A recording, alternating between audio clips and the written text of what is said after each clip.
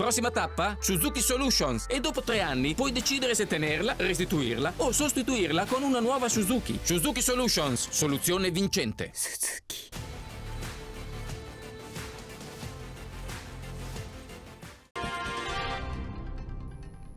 Buonasera e benvenuti all'edizione delle 19 del notiziario di prealpina.it.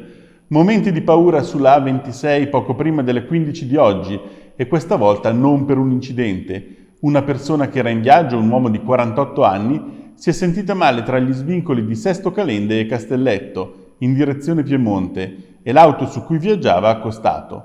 Sono stati chiamati i soccorsi e sul posto, oltre a 2 ambulanze, è arrivato anche l'elisoccorso proveniente dall'ospedale di Como e una pattuglia della Postrada. La persona colpita da malore è stata trasportata dall'ambulanza fino all'elisoccorso, atterrato in un campo poco lontano dal nastro d'asfalto, e quindi in volo al punto di primo soccorso dell'ospedale Angelo Bellini di Sommalombardo. Le sue condizioni purtroppo sono gravi. Continuiamo con la cronaca. Un tir si è ribaltato subito dopo la curva che conclude la tangenziale di Cassano Magnago a poca distanza dall'ecocentro questa mattina verso le 7. Il mezzo era in arrivo da Gallarate e una volta uscito dal curvone si è rovesciato su un fianco.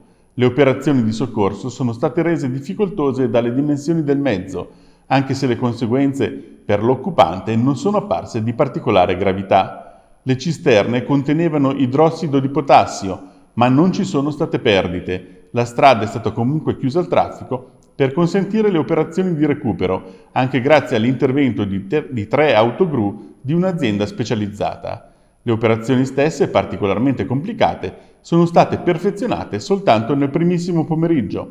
Il mezzo pesante è stato così raddrizzato e rimosso. Furto da film questa notte a Varano Borghi. Vediamo cos'è successo nel servizio di Marco Croci con immagini di Angelo Puricelli di agenzia Blitz.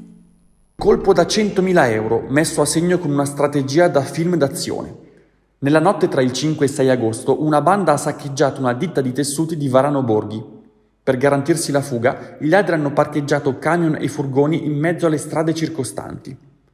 La scoperta è stata fatta all'alba, quando i primi automobilisti si sono trovati il passaggio sbarrato. Uno dei veicoli utilizzati dalla banda è stato poi recuperato dai carabinieri, con ancora a bordo parte della refurtiva. Ora proseguono le indagini per accertare la dinamica e gli autori di questo maxi colpo. Ancora cronaca. È entrato nel negozio dell'estetista a Gallarate chiedendo di prenotare un trattamento per la fidanzata. Ha pagato con 100 euro, ma nel giro di un istante con un balzo felino è saltato dietro al bancone per arraffare l'incasso e chiedere tagli petit, piccoli. Si trattava del rapinatore che è diventato il terrore dell'estetista e delle parrucchiere di Gallarate e che nell'ultima settimana sta battendo i centri estetici. Un uomo nordafricano che parla con un forte accento francese e che ha preso di mira le professioniste del trucco diventando l'incubo in città. A denunciare l'accaduto sono state le sorelle Salvati, titolari del centro Cleopatra, tra le vittime del magrebino. Si tratta di un uomo dall'aspetto elegante, ben vestito e molto gentile, ha detto una di loro. Senza destare alcun sospetto, dice di dover prenotare dei trattamenti, nel nostro caso per la fidanzata, mentre in altri casi ha detto di volerli regalare alla madre. Dovrà farsi curare lo stalker condominiale che ieri mattina è stato fermato dai carabinieri della stazione di Busto Arsizio. Da oltre 4 mesi il rumeno, 36 anni, con problemi psichici, rendeva la vita impossibile ai residenti del suo condominio, una decina di famiglie. Una donna era stata persino picchiata. Ora l'uomo dovrà sottoporsi a un percorso vigilato di cura e di controllo al CPS.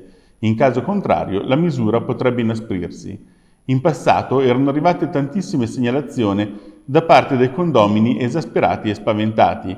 L'uomo minacciava e insultava i vicini quando li incrociava, li filmava anche con il cellulare spiandoli nella loro intimità dalle finestre di casa, fino a posizionare il telefonino tra un piano e l'altro per riprendere le sue vittime nella quotidianità. Non contento, le individuava anche sui social insultandole e poi le minacciava pubblicamente.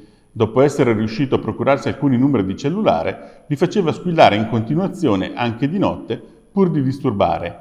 I residenti a questo punto erano ormai esasperati, fino a ieri mattina quando è stata emessa l'ordinanza.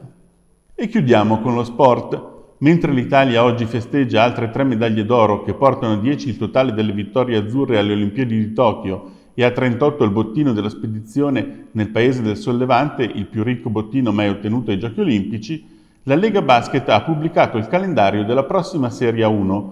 Varese debutterà in casa, appuntamento il 26 settembre per la sfida con Brescia, una via fotocopia di quello della scorsa stagione.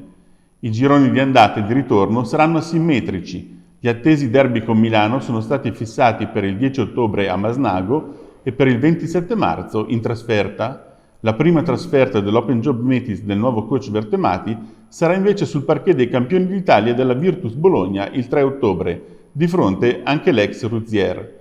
Chiusura di regular season l'8 maggio 2022 a Varese contro Sassari. Bene, con questo è tutto, l'appuntamento con informazioni di prealpina.it torna domani sera alle 19. Buon sabato!